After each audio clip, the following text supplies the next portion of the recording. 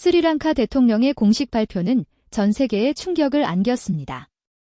중국이 제시한 계약서를 모조리 소각하라. 이미 한반도타 항구 한 곳을 중국에 넘긴 스리랑카가 두 번째 항구에 대한 중국의 요구를 단호히 거부한 것입니다. 베이징의 반응은 즉각적이고 위협적이었습니다. 72시간 안에 무릎 꿇어라. 아니면 지옥을 맛보게 될 것이다. 순식간에 2200만 스리랑카 국민은 벼랑 끝으로 내몰렸습니다. 정전, 연료 고갈, 의약품 부족 등 국가적 지옥이 예고되었습니다. 하지만 진정한 충격은 한 미국 정보기관 관계자의 폭로에서 비롯되었습니다. 이것은 빙산의 일각에 불과합니다. 중국의 진짜 계획은 따로 있습니다. 대체 인도양에서 무슨 일이 벌어지고 있었던 것일까요? 그러나 바로 그때 역사의 흐름이 반전되었습니다. 72년 전의 빚을 갚으러 왔습니다. 새벽에 도착한 한국 특사의 정체는 무엇이었을까요? 이것이 정말 가능한 기적인가? 한국의 파격적인 제안에 미국, 러시아, 일본 등 전 세계 특파원들이 스리랑카의 수도 콜롬보로 급히 향했습니다. 인도양을 둘러싼 세계 경제 전쟁의 서막이 오른 것입니다. 지금부터 그 전율스러웠던 72시간의 진실을 낱낱이 공개합니다. 저는 라비 마헤쉬입니다. 스리랑카 항만청 부청장직을 맡고 있습니다. 그날 새벽, 저는 제 인생에서 가장 길고 고통스러운 회의에 참석하고 있었습니다. 마헤쉬 부청장, 우리의 제안은 간단합니다. 천밍의 목소리는 차가움을 넘어 냉담했습니다. 중국 초상국 집단의 남아시아 총괄인 그는 마치 날씨 이야기를 하듯 담담하게 말을 이어갔습니다. 콜롬보 항구의 한국 운영권을 중국에 이양하십시오. 한반도타 항구의 선례처럼 말이죠. 그러면 모든 것이 정상화될 것입니다. 회의실에 모인 스리랑카 측 관료들은 숨조차 제대로 쉬지 못했습니다. 창밖으로 보이는 콜롬보 항구의 불빛들은 마치 꺼져가는 촛불처럼 위태로워 보였습니다. 그럴 수 없습니다. 제가 떨리는 목소리로 겨우 입을 열었습니다.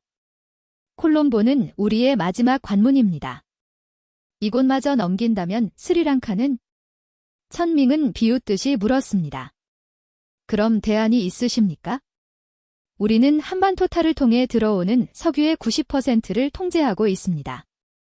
한마디만 하면 당장 내일부터 유조선들이 다른 곳으로 항로를 변경할 겁니다. 그의 말은 단순한 협박이 아니라 엄연한 사실이었습니다. 2017년, 우리는 결국 빚을 갚지 못해 한반도타 항구를 중국에 넘겨주었습니다. 그때만 해도 그저 쓸모없는 항구 하나를 넘긴 것뿐이라고 안일하게 생각했습니다. 하지만 그것은 국가적 치명적인 실수였습니다. 생각할 시간을 드리겠습니다. 천밍은 서류를 테이블 위에 내려놓았습니다. 4월 18일까지 결정하십시오. 그때까지 서명하지 않으면? 그는 말을 끝맺지 않았지만 그 자리에 있던 모두가 그 함의를 명확히 알고 있었습니다. 석유 수입이 중단되면 일주일 안에 전국의 발전소가 멈출 것이며 병원의 비상 발전기마저 꺼지게 될 것입니다. 이미 경제 위기로 고통받던 우리에게 이것은 사형 선고와 다름없었습니다. 회의가 끝난 후 저는 항만청 옥상으로 올라갔습니다. 새벽 6시, 동쪽 하늘이 붉은 빛으로 물들기 시작했습니다. 콜롬보 항구에는 컨테이너선들이 여전히 분주히 움직이고 있었습니다. 이곳은 우리나라 수출입 물동량의 70%가 통과하는 심장부입니다. 이곳마저 중국의 손에 넘어간다면? 부청장님. 비서가 숨을 헐떡이며 뛰어왔습니다. 대통령께서 긴급 소집하셨습니다. 대통령궁으로 향하는 차 안에서 저는 5년 전을 떠올렸습니다. 한반도타에서 근무하던 시절 텅 빈 항구를 지키며 느꼈던 무력감. 하루에 배 한 척 들어오면 다행이었던 그 유령 항구가 어떻게 우리의 목줄이 되었는지. 대통령궁 상황실은 이미 장관들로 가득 차 있었습니다. 라닐 위크레마싱의 대통령의 표정은 그 어느 때보다 무겁고 어두웠습니다. 여러분도 들으셨겠지만 중국이 최후 통첩을 보내왔습니다. 대통령이 무거운 목소리로 말을 시작했습니다. 콜롬보냐 아니면 경제 붕괴냐. 우리는 선택해야 합니다. 재무장관이 손을 들었습니다. 각하, 현재 외화 보유고는 18억 달러입니다. 석유 수입이 중단되면 한 달도 버티기 어렵습니다. IMF는요? 누군가 물었습니다.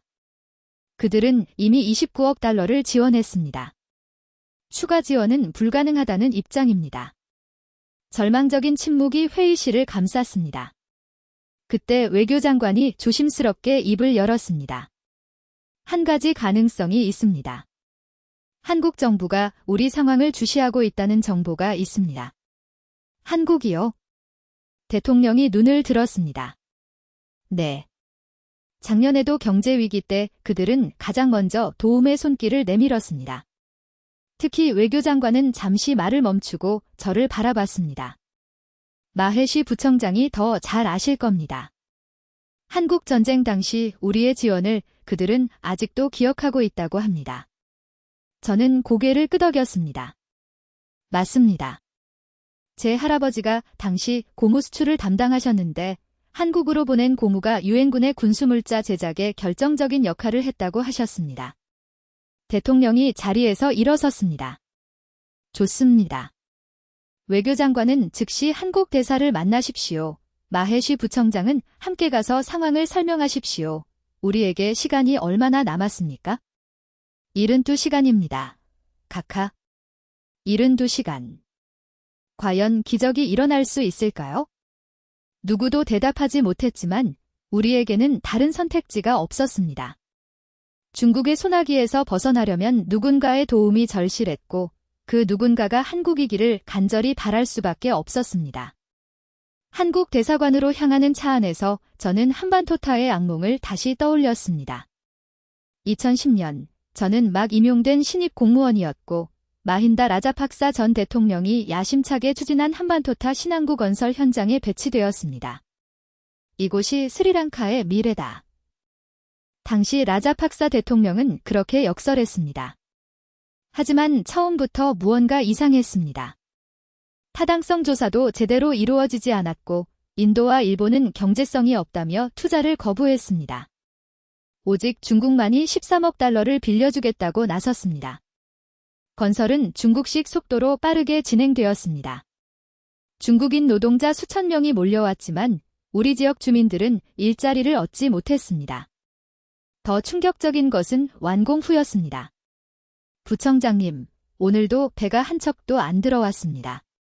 2012년 어느 날 부하 직원 사만 위제퉁가가 텅 빈 항구를 가리키며 한숨을 쉬었습니다. 그의 1년 동안 한반토타에 들어온 배는 고작 34척에 불과했습니다. 같은 기간 콜롬보 항구는 3,700척이 이용했었죠. 왜 이렇게 된 것일까요? 위치가 나빴던 것일까요? 아닙니다. 한반토타는 인도양 주요 항로에서 불과 20km 떨어진 전략적 요충지였습니다.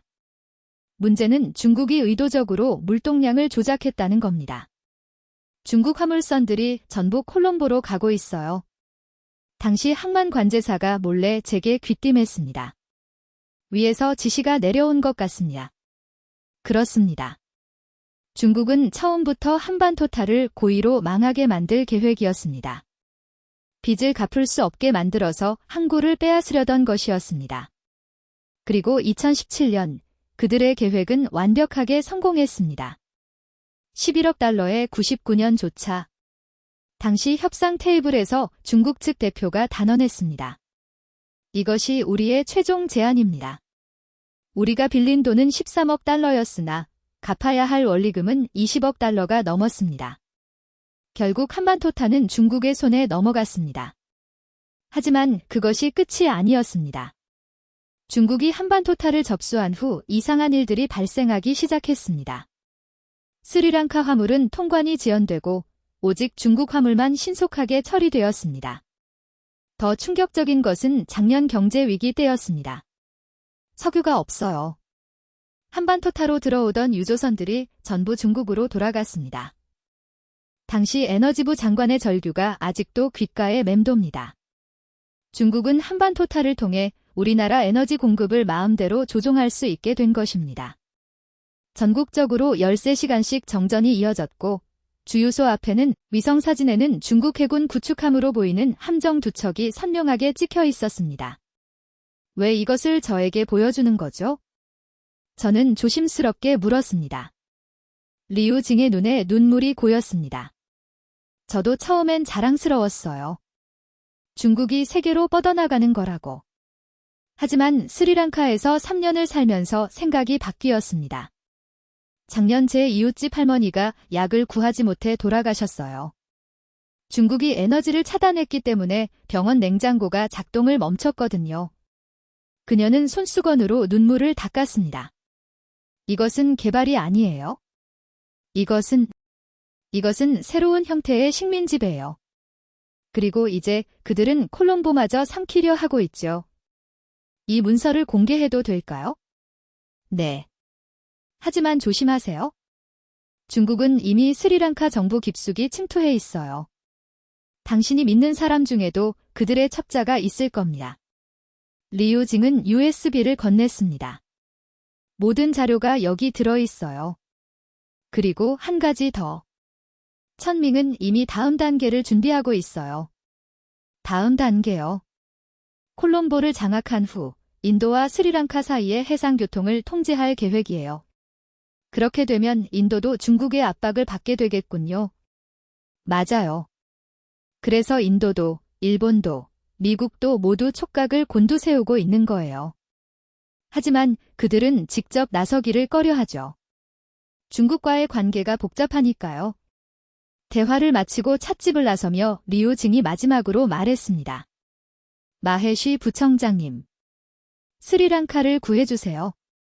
이 아름다운 나라가 중국의 전초기지가 되는 걸 보고 싶지 않아요. USB를 꼭 쥐고 집으로 돌아오는 길, 저는 생각했습니다. 이제 우리는 중국의 진짜 의도를 알게 되었습니다.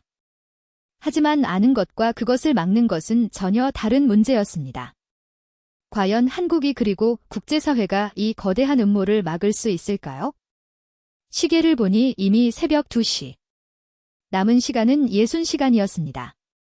다음 날 아침 7시, 저는 거의 뜬 눈으로 밤을 새운 채 대통령궁으로 향했습니다.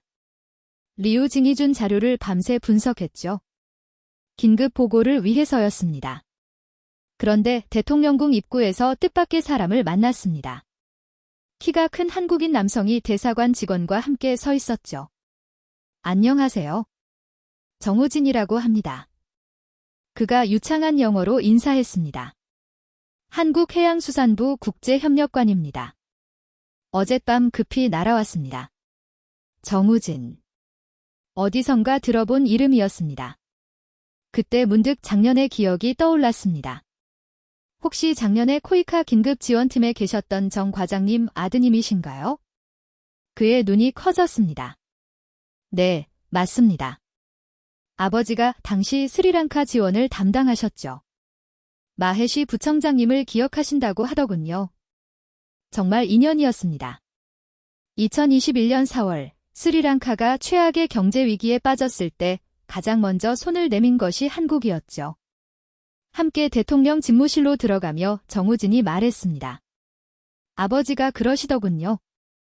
그때 스리랑카 국민들의 절박함을 잊을 수 없다고. 특히 약을 구하지 못해 죽어가는 아이들을 보며 한국 전쟁 때를 떠올렸다고요. 대통령 집무실에는 이미 주요 장관들이 모여 있었습니다. 저는 먼저 리우징에게 받은 자료를 보고했습니다. 중국의 인도양 지배 전략을 본 대통령의 얼굴이 창백해졌습니다.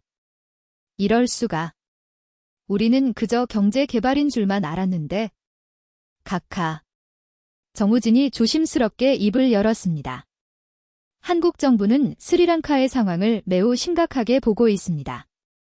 그래서 제가 특별한 제안을 가지고 왔습니다. 그는 서류를 꺼냈습니다. 부산 콜롬보 직항로를 즉시 개설하겠습니다. 20척의 선박을 투입해 스리랑카의 수출입을 정상화시킬 겁니다. 중국이 한반토탈을 봉쇄해도 문제없도록. 하지만 연료가. 에너지부 장관이 걱정스럽게 말했습니다. 한국 정부가 5억 달러의 특별 차관을 제공할 준비가 되어 있습니다. 조건은 단순합니다. 경제 주권을 지키는 것, 그것뿐입니다. 회의실에 희망의 빛이 비치기 시작했습니다. 하지만 저는 알고 있었습니다. 중국이 가만히 있지 않을 거라는 것을. 감사합니다. 정 협력관님. 대통령이 말했습니다. 하지만 중국의 보복이 두렵습니다. 그들은 이미 우리 경제의 목줄을 쥐고 있으니까요. 정우진이 미소를 지었습니다. 그래서 우리만 온 게 아닙니다. 인도, 일본, 호주, 미국 모두가 스리랑카를 돕기 위해 움직이고 있습니다. 중국의 일방적인 지배를 원하는 나라는 없으니까요. 그때 그의 휴대폰이 울렸습니다. 잠시 통화를 하더니 밝은 표정으로 돌아왔습니다. 방금 부산항에서 연락이 왔습니다. 첫 번째 유조선이 출발했답니다. 내일 아침이면 콜롬보에 도착할 겁니다. 벌써요? 네. 사실 우리는 일주일 전부터 준비하고 있었습니다. 중국이 이런 수를 쓸 거라고 예상했거든요. 순간 저는 작년을 다시 떠올렸습니다. 그때도 한국은 말이 아닌 행동으로 도움을 줬습니다. KYCA를 통해 50만 달러 상당의 의약품과 의료 장비를 긴급 공수했고 추가로 60만 달러를 지원했습니다. 마해시 부청장님, 정우진이 제게 다가왔습니다. 아버지가 전하라고 하신 말씀이 있습니다. 뭐라고 하셨나요? 72년 전 스리랑카가 보내준 고무가 없었다면 한국 전쟁이 결과가 달라졌을 거라고. 그때 탱크와 트럭 타이어를 만든 것이 바로 스리랑카 고무였다고요. 이제 그 빚을 갚을 때라고 하셨습니다. 눈시울이 뜨거워졌습니다. 역사는 이렇게 돌고 도는 것이었군요. 회의가 끝난 후 저는 정우진과 함께 콜롬보 항구로 향했습니다. 그곳에서 우리를 기다리고 있던 것은 놀라운 광경이었습니다. 저게 뭡니까? 한국 입구에 스리랑카 해군 함정 5척이 정렬해 있었습니다. 해군 사령관이 거수경례를 했습니다. 대통령 명령입니다. 콜롬보 항구는 스리랑카가 지킵니다. 누구도 우리의 주권을 위협할 수 없습니다. 정우진이 감탄했습니다. 이제 시작이군요. 진짜 독립을 위한 싸움이. 그렇습니다. 작년의 9.6 이후 스리랑카는 다시 일어서고 있었습니다. 그리고 이번에는 혼자가 아니었죠.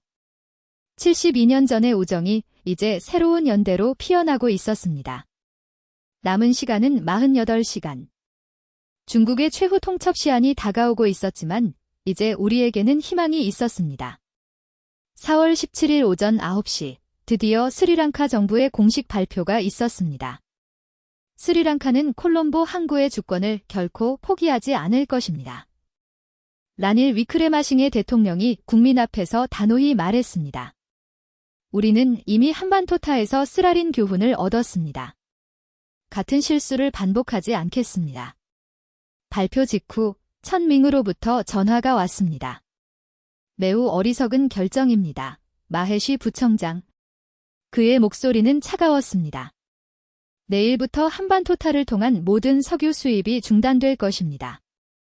후회해도 늦습니다. 우리는 준비되어 있습니다. 제가 대답했습니다. 준비라. 과연 그럴까요? 내일 아침을 기대하십시오. 전화가 끊어진 후 저는 즉시 한국 통제실로 향했습니다. 이미 비상대응팀이 구성되어 있었죠. 현재 석유 비축량은?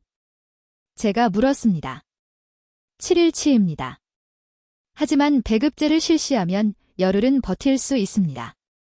그때 레이더 화면에 무언가 포착됐습니다. 부청장님, 대형 선박 여러 척이 접근하고 있습니다. 긴장이 감돌았습니다. 중국 함정일까? 하지만 곧 정체가 확인됐죠. 한국 선적 유조선 5척입니다. 예정보다 12시간 빨리 도착했습니다. 통제실의 환호성이 터져나왔습니다. 첫 번째 유조선 한강호가 콜롬보 항구에 입항하기 시작했습니다. 선체에 큼지막하게 쓰인 태극기가 아침 햇살에 빛났습니다. 하지만 안도하기에는 이른 시간이었습니다. 오후 2시, 예상했던 중국의 보복이 시작됐죠. 부청장님, 큰일입니다. 항만청 직원이 뛰어들어왔습니다. 중국 대표는 강하게 반발했지만 국제 여론은 이미 스리랑카 쪽으로 기울어져 있었죠. 그런데 오후 2시 예상치 못한 일이 벌어졌습니다.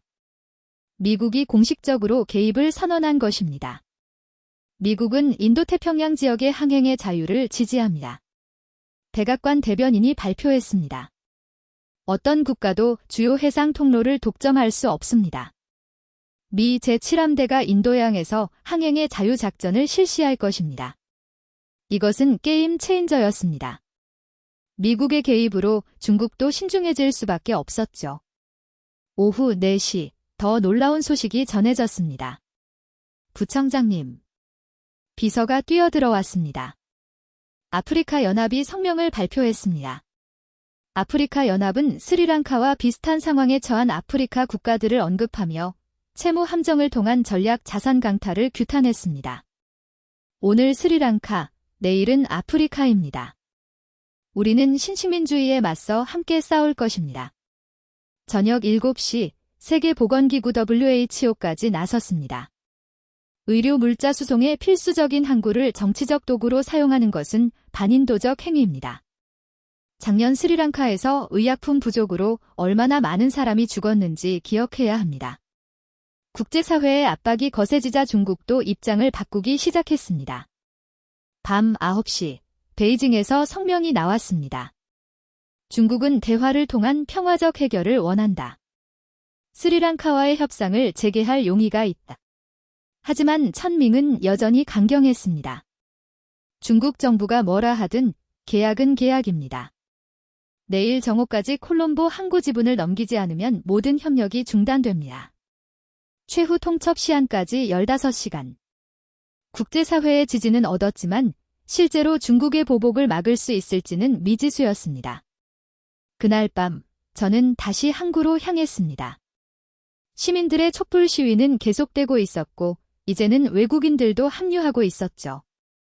한국인, 인도인, 일본인, 심지어 일부 중국인들도 있었습니다. 우리는 스리랑카를 지지합니다. 그들이 함께 외쳤습니다. 국제연대의 힘을 실감하는 순간이었습니다. 4월 18일 밤 11시 최후 통첩 시한을 13시간 앞두고 극적인 소식이 전해졌습니다. 부청장님, 부산에서 연락이 왔습니다. 항만청 통신실 직원이 숨을 헐떡이며 뛰어왔습니다. 한국 정부가 부산 콜롬보 생명선 프로젝트를 공식 발표했답니다. 곧바로 정우진이 상세한 브리핑을 시작했습니다. 대통령과 주요 장관들이 모두 모인 자리였죠. 한국 정부가 범정부 차원의 지원을 결정했습니다. 정우진이 노트북 화면을 보여줬습니다. 첫째, 부산항을 스리랑카 전용 물류 허브로 지정합니다. 둘째, 20척의 선박으로 주 7회 정기 항로를 운영합니다. 셋째, 10억 달러의 저리 차관을 즉시 집행합니다. 10억 달러라. 재무장관이 놀라움을 감추지 못했습니다. 그게 다가 아닙니다. 정우진이 다음 자료를 보여줬습니다. 한국 주요 기업들이 스리랑카 경제 주권 지키기 캠페인에 동참하기로 했습니다. 콜롬보에 R&D 센터를 설립하고 조립 공장을 건설할 예정입니다. 하지만 가장 놀라운 것은 다음 발표였습니다. 그리고 한국 해군 구축함 2척이 인도양으로 출발했습니다. 공식적으로는 해적 퇴치 작전이었지만 모두가 그 의미를 이해했습니다. 한국이 스리랑카를 지키기 위해 군사적 현시 프레젠스까지 동원한 것이죠. 왜 한국이 이렇게까지? 한 장관이 감동한 목소리로 물었습니다. 정우진이 잠시 침묵하다가 답했습니다. 제 할아버지가 한국전쟁 참전 용사셨습니다. 돌아가시기 전에 늘 말씀하셨죠. 스리랑카가 보낸 고무가 없었다면 낙동강까지 밀렸던 유엔군이 반격할 수 없었을 거라고. 그 고무로 만든 타이어가 우리를 구했다고요? 그는 오래된 사진 한 장을 꺼냈습니다. 1950년 10월 부산항에 도착한 스리랑카 화물선이었습니다. 10만 톤의 고무를 싣고 있었죠. 당시 한국 정부 예산으로는 살 수 없는 양이었습니다. 사진 속에는 태극기와 스리랑카 국기가 나란히 펄럭이고 있었습니다. 새벽 1시 콜롬보 항구의 첫 번째 부산 라인 컨테이너선이 도착했습니다. 놀랍게도 선박 이름은 실론 프렌드십이었습니다. 과거 스리랑카의 이름을 딴 것이었습니다. 선장이 내려와 밀봉된 봉투를 건넸습니다. 한국 대통령이 스리랑카 대통령께 보내는 친서였습니다. 친서의 내용은 감동적이었습니다. 72년 전 귀국이 보내준 고문은 단순한 물자가 아니었습니다. 그것은 희망이었고 우정이었습니다. 이제 우리가 그 우정에 보답할 때입니다. 한국은 스리랑카가 경제 주권을 지킬 수 있도록 모든 지원을 아끼지 않을 것입니다. 새벽 3시, 더욱 극적인 일이 벌어졌습니다. 부청장님, 일본 화물선 10척이 접근하고 있습니다. 호주에서도 5척이 출발했다고 합니다. 싱가포르 항만공사가 스리랑카 화물 우선 처리를 약속했습니다.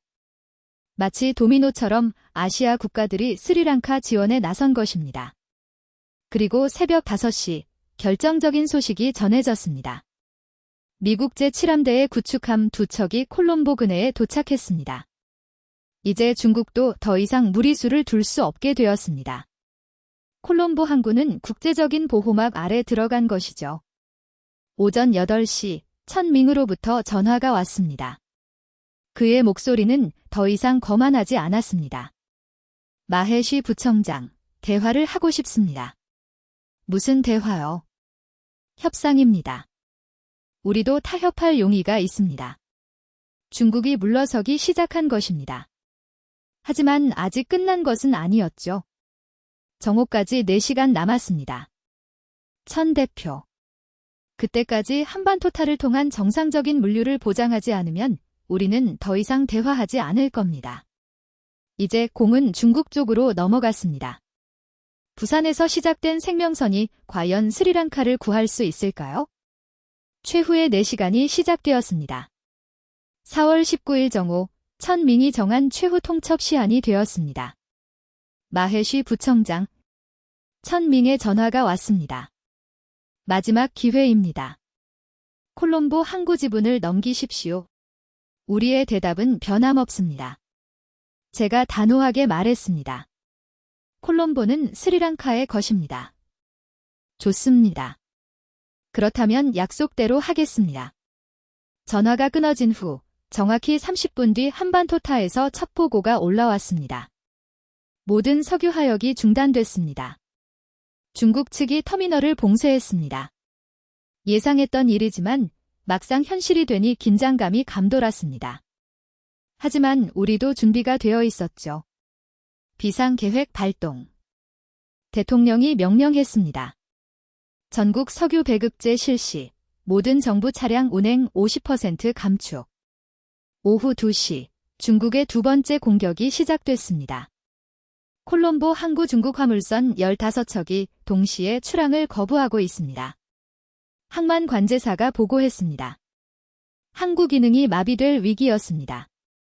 중국 선박들이 의도적으로 부두를 점거하고 움직이지 않는 것이었습니다. 하지만 스리랑카 항만 당국도 가만히 있지 않았습니다. 예인선 총동원. 강제 이동 명령.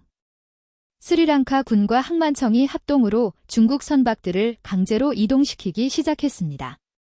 국제법상 항만 당국의 정당한 권리였죠. 그때 극적인 장면이 연출됐습니다. 미국 구축함이 천천히 콜롬보 항구로 접근한 것입니다. 압박의 의미였죠. 중국 선박들은 결국 하나둘 움직이기 시작했습니다. 하지만 진짜 전쟁은 이제부터였습니다. 4월 20일, 둘째 날. 전국적으로 연료 부족이 시작됐습니다. 주유소마다 2km씩 줄이 늘어섰습니다. 병원들이 비상발전기용 연료를 요청하고 있었습니다. 그런데 바로 그때 기적 같은 일이 벌어졌습니다. 인도에서 긴급 유조선 5척이 출발했습니다. 일본 정부가 비축유 100만 배럴 지원을 약속했습니다. 한국 SK에너지가 울산에서 유조선 3척을 급파했습니다. 국제연대가 작동하기 시작한 것입니다. 4월 22일, 셋째 날. 중국의 압박은 더욱 거세졌습니다. 중국 관광객 취소가 10만 명을 넘었습니다. 중국계 기업들이 5월 10일 상하이의 한 대학생 단체가 성명을 발표했습니다. 우리는 스리랑카 국민들에게 사과한다. 일부 중국 기업의 탐욕적 행위를 부끄럽게 생각한다. 진정한 우정은 상대를 존중하는 것에서 시작한다. 이들은 모금 운동을 시작해 스리랑카 학생들을 위한 장학금을 조성했습니다. 한편 국제사회에서는 스리랑카 사태를 계기로 새로운 규범을 만들자는 목소리가 높아졌습니다. 유엔은 개발협력 윤리 지침을 제정하기로 했고 IMF는 약탈적 대출 방지 가이드라인을 만들었습니다. 특히 인상적인 것은 콜롬보 원칙이라고 명명된 새로운 국제 규범이었습니다. 첫째, 개발 차관은 상업 금리를 초과할 수 없다. 둘째, 전략적 자산은 99년을 초과해 임대할 수 없다. 셋째, 채무 불이행 시에도 주권적 자산은 보호받는다. 넷째, 모든 개발 협력은 투명하게 공개되어야 한다. 5월 20일 스리랑카 의회는 만장일치로 이 원칙을 승인했습니다. 곧이어 인도, 방글라데시, 몰디브, 네팔 등 남아시아 국가들이 동참했죠. 이것이 진짜 승리입니다. 라닐 대통령이 의회 연설에서 말했습니다. 우리는 단순히 항구를 지킨 것이 아니라 새로운 국제 질서를 만드는 데 기여했습니다. 그날 저녁, 저는 리우 진과 다시 만났습니다. 그녀는 이제 스리랑카 시민권을 신청한 상태였죠. 후회하지 않으세요? 제가 물었습니다. 아니요. 그녀가 미소 지었습니다. 오히려 자랑스러워요. 제가 옳은 일을 했다는 것을.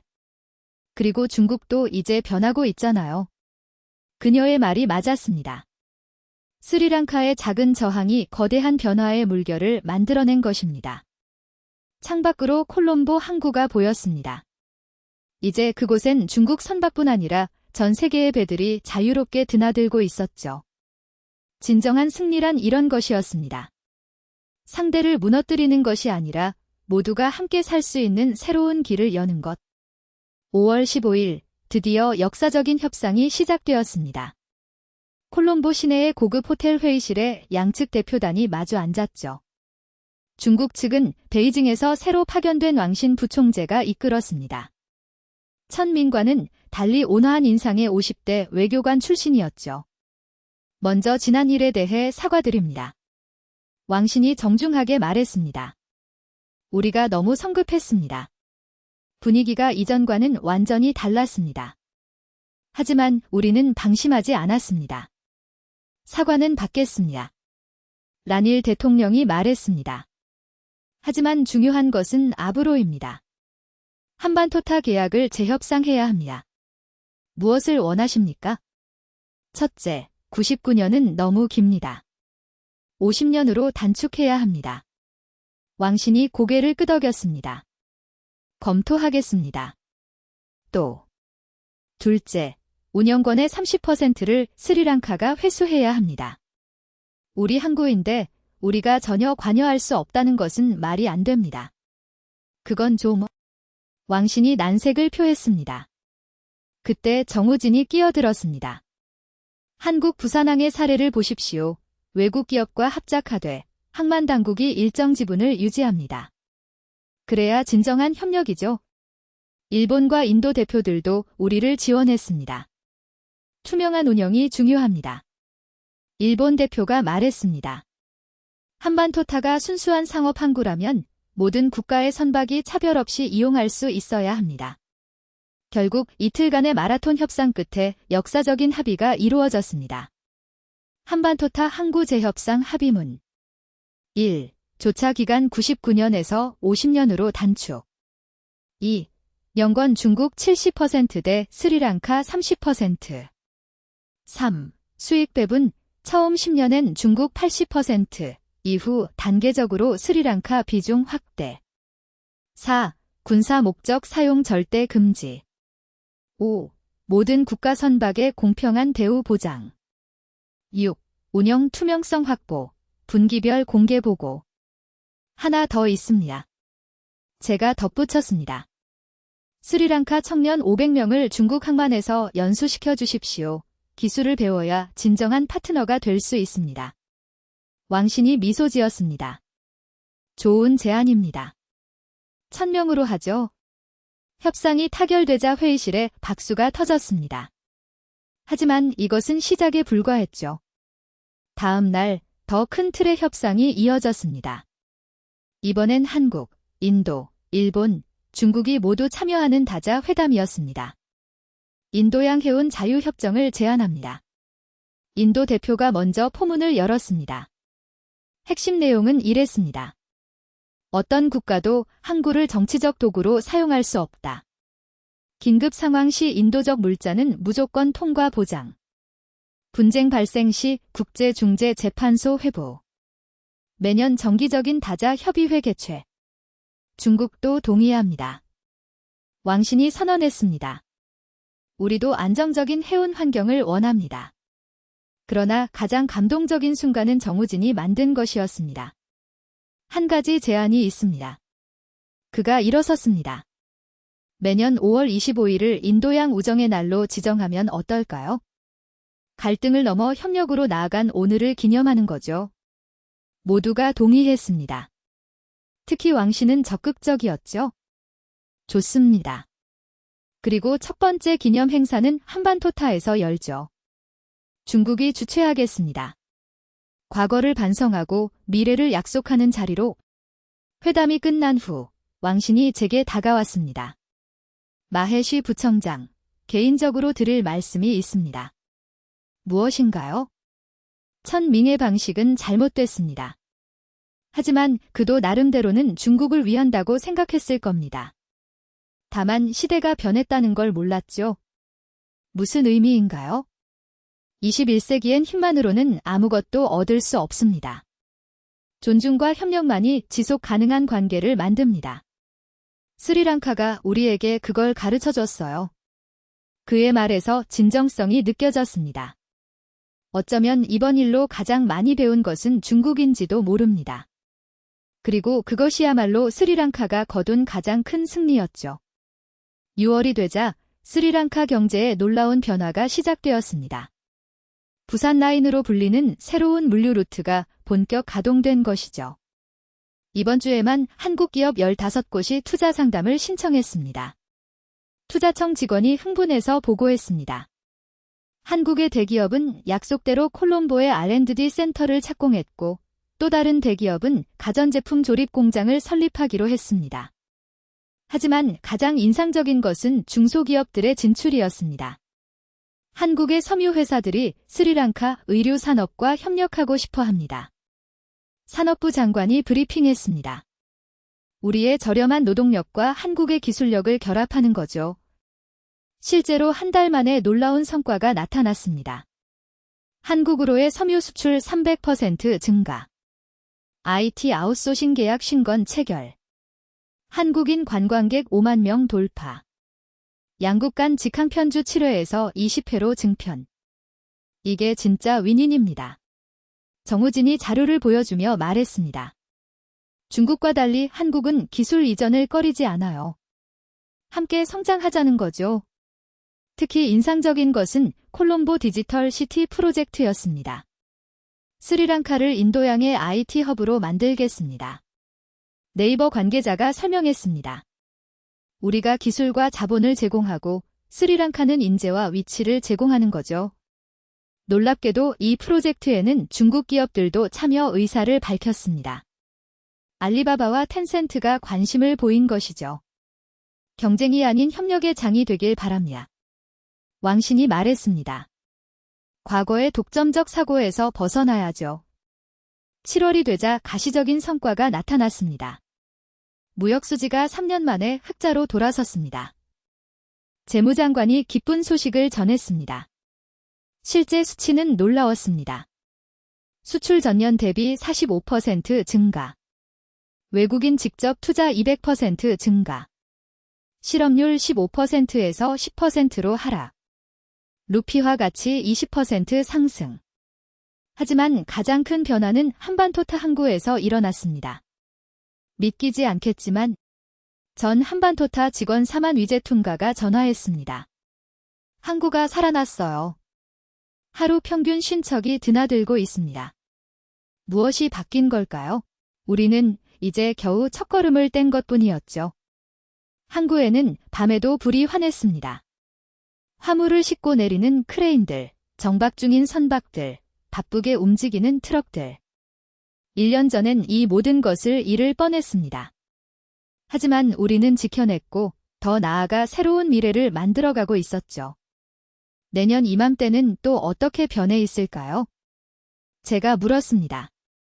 글쎄요. 정우진이 미소 지었습니다.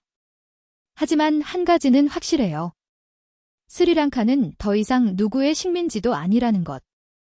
불꽃놀이가 시작됐습니다. 하늘을 수놓는 화려한 불꽃들. 독립은 이런 것이었습니다. 화려하고 아름답고 그리고 스스로의 힘으로 만들어낸 것. 2023년 9월. 역사적인 순간이 찾아왔습니다. 인도양 해양협력기구 IOMCO 창립총회가 콜롬보에서 열린 것이죠. 오늘 우리는 새로운 역사를 씁니다. 의장으로 선출된 라닐 대통령이 개회사를 했습니다. 독점과 지배의 시대를 끝내고 협력과 공존의 시대를 열어갑니다. 참가국은 인상적이었습니다. UN 한국, 스리랑카, 인도, 방글라데시, 몰디브, 인도네시아, 영국, 한국, 일본, 중국, 싱가포르, 호주, 옵서버로 미국, EU, 아프리카 연합. 가장 주목받은 것은 콜롬보 원칙의 공식 채택이었습니다. 어떤 국가도 항구나 해상 루트를 정치적 무기로 사용할 수 없다.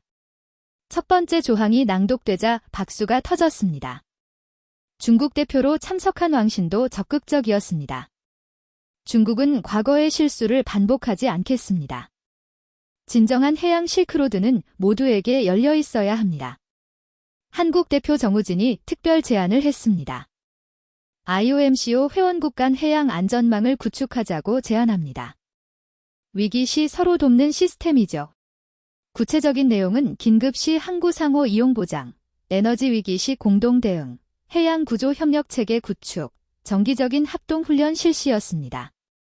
정우진은 덧붙였습니다. 스리랑카가 겪은 일을 다른 나라는 겪지 않아야 합니다. 인도 대표가 일어났습니다. 인도양은 평화의 바다가 되어야 합니다. 군사화 반대, 비핵화 유지를 제안합니다. 이 제안도 만장일치로 통과되었습니다. 그런데 가장 감동적인 순간은 회의 마지막에 있었습니다. 잠깐만요. 한 노인이 손을 들었습니다. 스리랑카 참전용사협회 회장이었죠. 회의장이 조용해졌습니다. 저는 72년 전 한국에 고무를 보낸 선원이었습니다. 그때는 그저 어려운 나라를 돕는다고 생각했죠. 그런데 72년 후 그들이 우리를 구하러 왔습니다. 이것이 진정한 우정입니다. 그는 정우진을 바라봤습니다. 젊은이, 당신 할아버지가 자랑스러워하실 겁니다. 눈시울이 붉어진 정우진이 일어나 깊이 인사했습니다. IOMCO 창립은 단순한 국제기구 탄생 이상의 의미가 있었습니다. 강대국의 일방적 지배가 아닌 크고 작은 나라들이 평등하게 협력하는 새로운 모델이었죠. 인도양은 특정 국가의 뒷마당이 아닙니다. 인류 공동의 유산이며 평화와 번영의 바다입니다. 총회 선언문에 명시되었습니다. 중국도 이 새로운 질서를 받아들였습니다. 실제로 한반도타 항구는 IOMCO의 모범 사례가 되었죠. 투명한 운영, 공정한 이용 조건, 수익의 합리적 배분. 경쟁하되 협력한다. 왕신이 폐회사에서 말했습니다. 이것이 21세기 방식입니다. 창립총회가 끝난 후 각국 대표들은 콜롬보 항구를 시찰했습니다. 1년 만에 이렇게 변하다니. 일본 대표가 감탄했습니다. 항구는 정말로 활기가 넘쳤습니다. 각국의 선박들이 질서정연하게 드나들고 최신 설비들이 효율적으로 작동하고 있었죠. 이것이 협력의 힘입니다. 제가 설명했습니다. 혼자서는 불가능했을 일이죠. 저녁 만찬에서 라닐 대통령이 건배사를 했습니다. 작은 나라의 큰 승리를 위하여. 그리고 인도양의 평화로운 미래를 위하여. 모두가 잔을 들었습니다. 그날 밤 저는 일기에 썼습니다. 오늘 우리는 새로운 시대를 열었다. 더 이상 강대국의 횡포에 떨지 않아도 되는 시대. 작은 나라도 목소리를 낼 수 있는 시대. 이것이 진정한 독립이다. 2024년 4월 15일, 어느덧 2년이 흘렀습니다. 콜롬보 독립광장에 새로운 기념비가 세워졌습니다. 경제주권 수호 기념비였죠. 비문에는 이렇게 쓰여 있었습니다. 2022년 4월, 스리랑카는 경제적 협박 앞에서 굴복하지 않았다. 작은 나라의 용기가 큰 변화를 만들었다. 우리는 기억한다. 그리고 다시는 반복하지 않는다. 제막식에는 많은 사람들이 참석했습니다. 특별히 한국에서 온 손님들이 있었죠. 정우진은 물론 한국전쟁 참전 용사 후손들. 안녕하세요. 마해시 부청장님. 놀랍게도 리우 징이었습니다. 이제 그녀는 콜롬보 대학 국제관계학과 교수가 되어 있었죠. 학생들에게 이날의 의미를 가르치고 있어요. 그녀가 미소 지었습니다. 용기와 연대가 만든 기적이라고. 행사장 한쪽에서는 특별 전시회가 열렸습니다. 74년의 우정, 한국과 스리랑카라는 제목이었죠. 전시장에는 역사적 사진들이 가득했습니다. 1950년 부산항에 도착한 스리랑카 고무 선적 사진. 2021년 경제위기 때 한국이 보낸 의료 물자. 2022년 첫 번째 부산 라인 선박. 2023년 한반도타 평화 항구 재개장. 역사는 이어집니다. 정우진이 제 옆에 서서 말했습니다. 우정도, 은혜도, 그리고 희망도.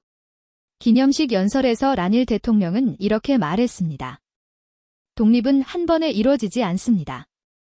정치적 독립을 얻는데 수십 년이 걸렸듯 경제적 독립도 마찬가지입니다.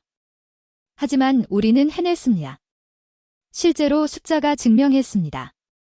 1인당 GDP 40% 증가. 한국 물동량 200% 증가. 외국인 투자 10배 증가. 그리고 무엇보다 중국 의존도 70%에서 25%로 감소.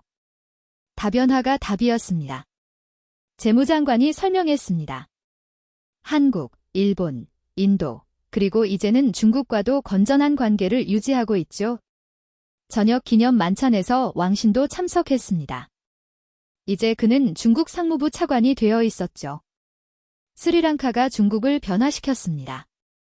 그가 진심을 담아 말했습니다. 강압이 아닌 협력의 가치를 깨닫게 해줬죠. 만찬이 끝날 무렵 한 청년이 다가왔습니다. 저는 한반도타 항만 연수 프로그램 1기 졸업생입니다. 이제 부항만장이 됐어요. 중국에서 배운 기술로 우리 항구를 운영하고 있죠. 이것이 진정한 독립이었습니다. 기술을 배우고 스스로 운영하며 미래를 만들어가는 것. 밤하늘의 불꽃놀이가 시작됐습니다. 2년 전과 똑같은 불꽃놀이였지만 의미는 완전히 달랐죠. 아름답네요. 리우 징이 말했습니다. 네, 정말로. 제가 답했습니다. 자유의 불꽃은 언제나 아름답죠. 멀리 콜롬보 항구와 한반도타 항구에서도 축하불빛이 반짝였습니다. 두 항구 모두 이제는 스리랑카의 자랑이 되었죠. 경제 독립, 그것은 단순히 부자가 되는 것이 아니었습니다. 스스로의 운명을 스스로 결정할 수 있는 힘. 그것이 진정한 독립이었습니다. 그리고 우리는 해냈습니다. 작은 섬나라가 거대한 압력 앞에서 친구들의 도움으로 기적을 만들어낸 것입니다. 이것이 바로 스리랑카의 이야기입니다. 그리고 이제 이 이야기는 계속됩니다. 지금까지 스리랑카가 중국의 경제적 지배에서 벗어나 진정한 독립을 쟁취한 감동적인 이야기, 심층적으로 분석한 내용 어떠셨나요? 작은 섬나라가 거대한 압력 앞에서 무릎 꿇지 않고 용기 있게 맞서 싸운 이 실화는 우리에게 많은 중요한 교훈을 제시합니다. 경제적 독립 없이는 진정한 주권적 독립이 없다는 것. 그리고 아무리 작은 나라라도 정의로운 대회 앞에서는 국제사회가 강력한 연대를 형성하여 함께할 수 있다는 것을 명징하게 보여주었습니다. 특히 72년 전 한국전쟁 때 스리랑카가 보내준 고무가 72년 후 스리랑카의 경제위기 때 한국의 전폭적인 지원으로 보답된 이야기는 국가 간 우정의 진정한 의미와